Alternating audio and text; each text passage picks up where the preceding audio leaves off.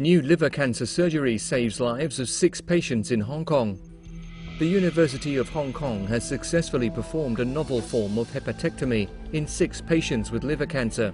All of them, including a 6-year-old patient, made successful recoveries without complications.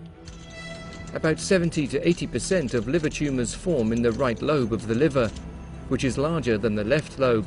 Removing the right lobe can pose a great risk to the patient. The first step of the technique, known as ALPPS, involves the removal of the portal veins in the right lobe. The surgeon then uses an ultrasonic dissector to separate the 2 lobes, so more blood will be pumped into the left lobe. Within 8 days, the size of the left lobe increases by an average of 33%.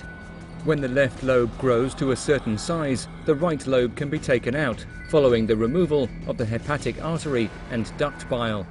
The ALPPS surgery was first performed 2 years ago, but about 30% of the patients suffered complications. See a story that really should be animated? Suggest stories to Tomo News now.